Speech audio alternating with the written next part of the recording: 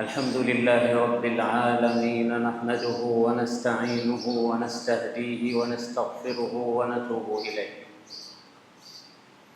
ونعوذ بالله تعالى من شرور أنفسنا وسيئات أعمالنا. من يهده الله فلا مضل له، ومن يضلل فلن تجد له وليا مرشدا. وأشهد أن لا إله إلا الله وحده لا شريك له ولا وزير له، لا معين له ولا شبيه له، لا مثيل له ولا ند له، ليس كمثله شيء وهو السميع البصير. وأشهد أن سيدنا ونبينا وحبيبنا وقدوتنا وإمامنا محمد رسول الله، إنه بلغ الرسالة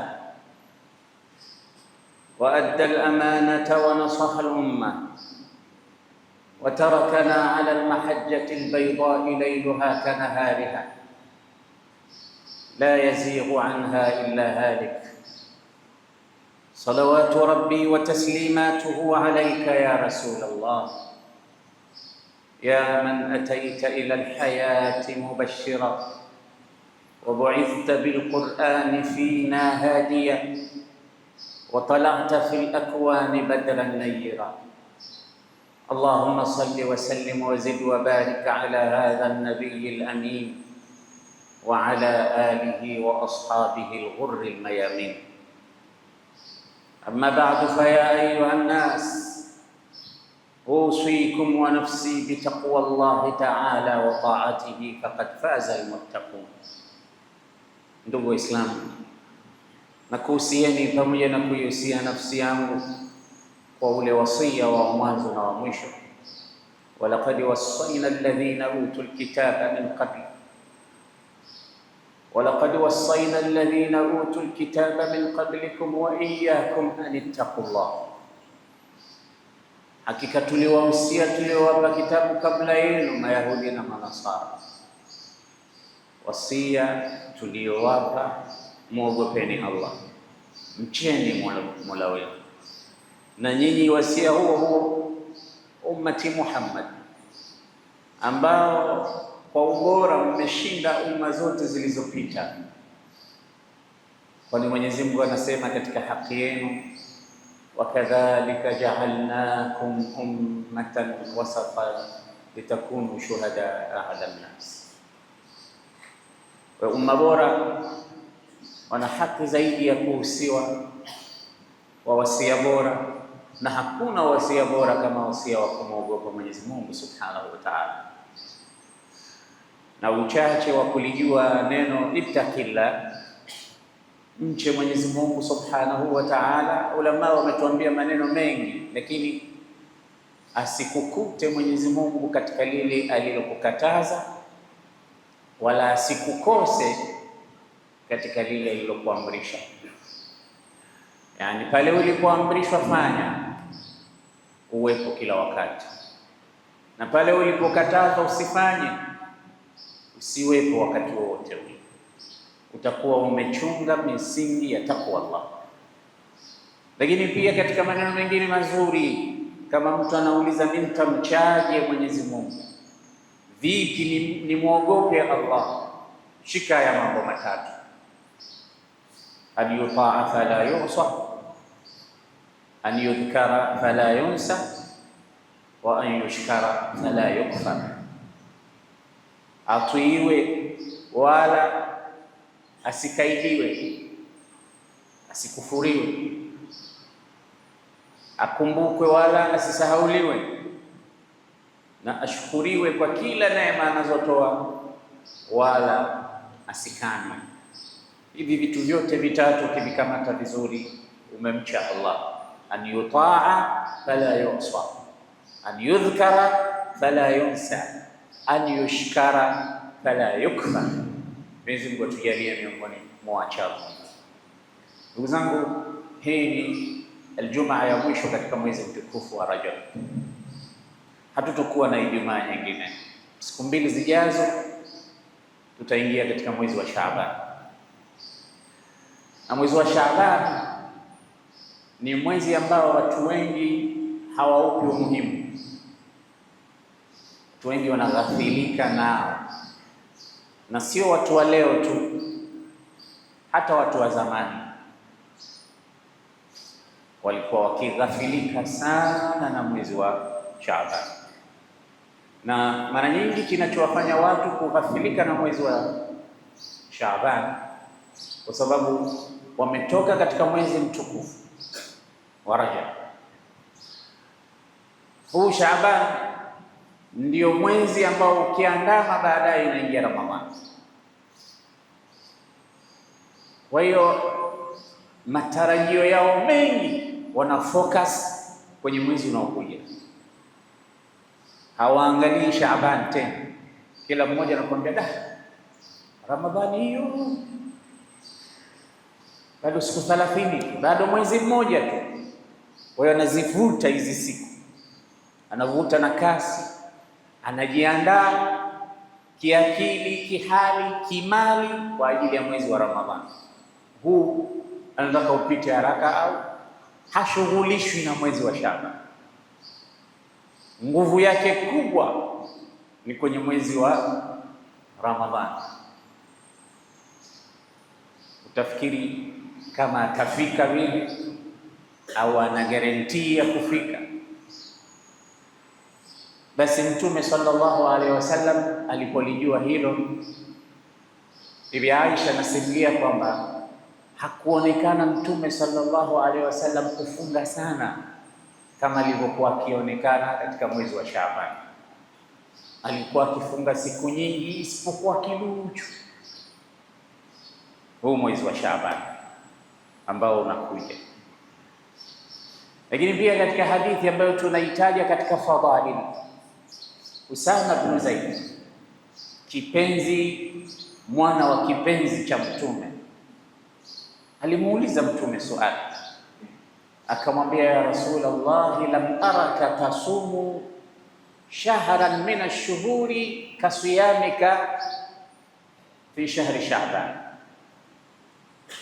Sijawahi kukuona ya Rasulullah ukifunga katika miezi saumu kama unavyofunga katika mwezi wa Shaaban. Yani nakuona sana unakithirisha kufunga katika mwezi wa Shaaban. Sijawahi kukuona katika mwezi mwingine ambayo si katika miezi ya saumu ile ya faradhi, unafunga sana Shaaban.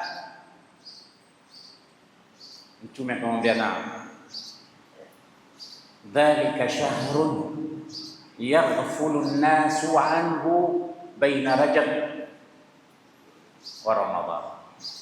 Yaghfalu an-nasu anhu baina Rajab wa Ramadhan.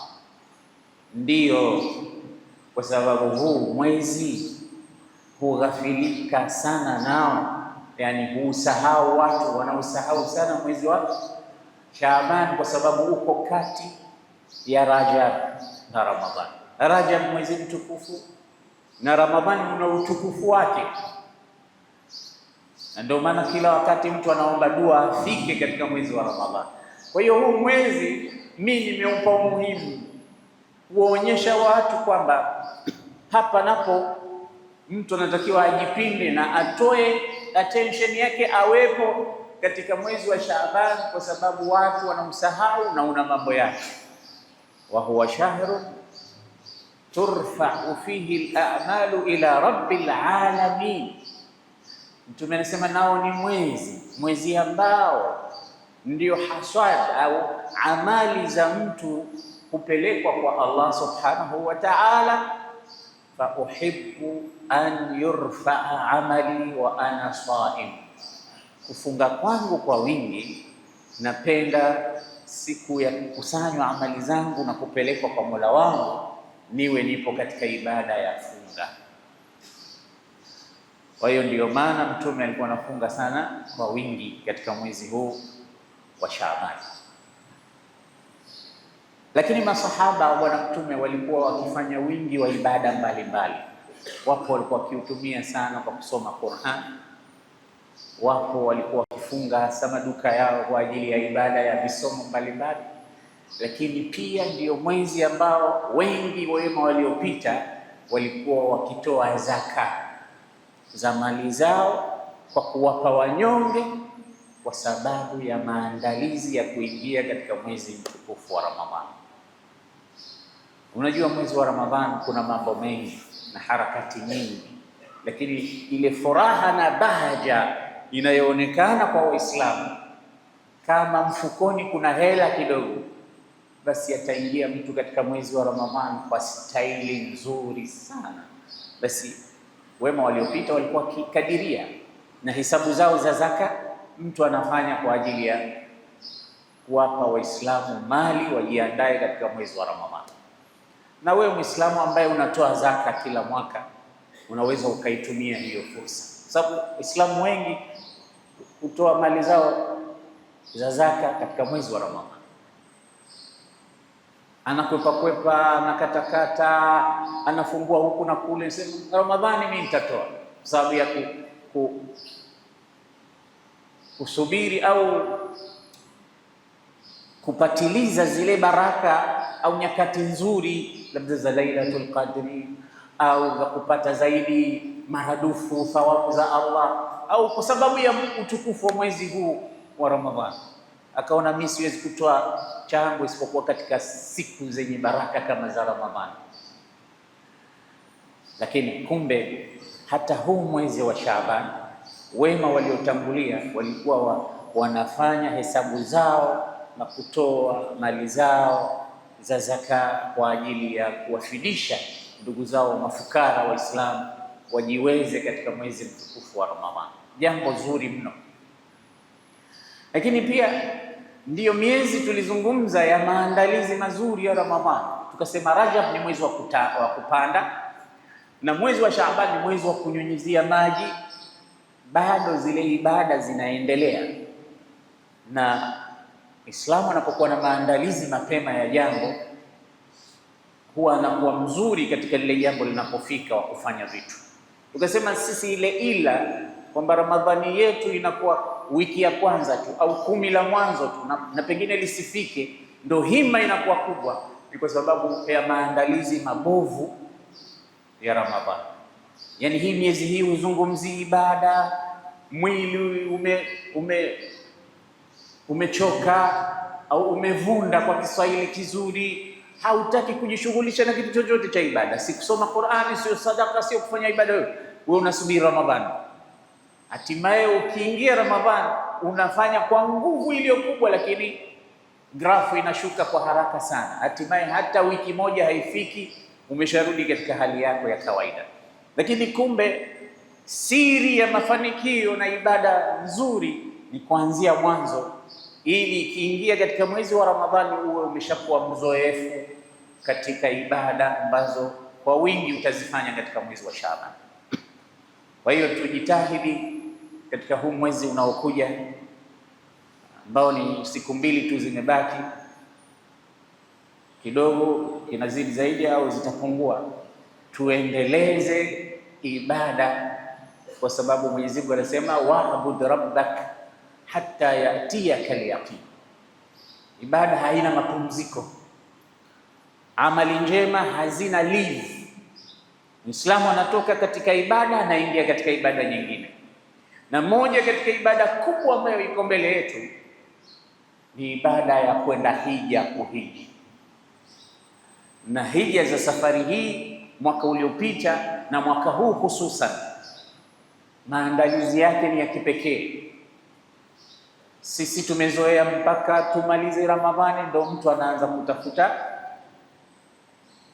taasisi ya kwenda zake Maka pamoja. Safari hii ukingojea Ramadhani utafeli na unaweza ukaachwa na unaweza usipate nafasi. Hivi tunavyozungumza, kuna taasisi tayari zinaanza process za visa kwa ajili ya kwenda kuhiji mapema inavyowezekana, na sasa pengine ushachelewa, umebakishwa siku kidogo, jiandae kwenda kuhiji mapema, usisubiri Ramadhani. Sasa hivi ndio wakati hasa. Sasa hivi ndio wakati wake hasa. Nasema hivi kwa sababu hali siku hizi kila kukicha zinakuwa zinabadilika. Serikali ya Saudi Arabia inabadilika, shuruti nyingi na mambo mengi zinabadilika kutokamana na hali ilivyo kule. Kwa hiyo watu wanatakiwa walipe mapema, walipie mahema mapema, walipie hoteli zao mapema, walipie kila kitu mapema. Sasa process kama hazitoanza mapema, watu wengi watafeli katika zoezi la kwenda Maka. Kwa hiyo tujitahidi, uende ukalipa katika taasisi yako unayoipenda, kwa mtu wako unayemtaka. Muhimu usije ukaachwa.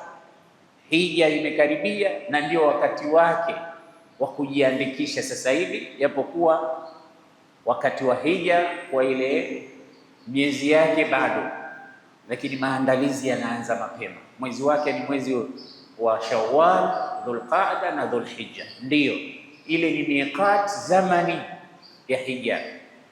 Uruhusiwi kuhirimia hija isipokuwa katika miezi hii, lakini kujipanga inatakiwa kabla ya hiyo miezi, na kujipanga kwenyewe ilikuwa kutoka miezi miwili mitatu iliyopita.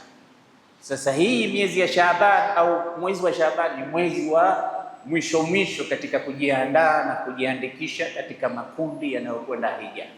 Wenzetu wengine washamaliza process, wanasubiri tu wakati wa hija wapande ndege waende. Sisi huku tunasubiri ile mwisho, kesho kutwa mwezi wa mfungo mosi ndo unaandama, ndo unatafuta kujiandaa na mambo ya hija. Hapana, tuache mazoea hayo. Sasa hivi tufanyeni kila kitu mapema. Mwenyezi Mungu inshallah atawabariki na atawafungulia, awafanyie wepesi wale wote waliokusudia kwenda haji mwaka huu. Aqulu qawli hadha astaghfirullah li wa lakum fastaghfiruh.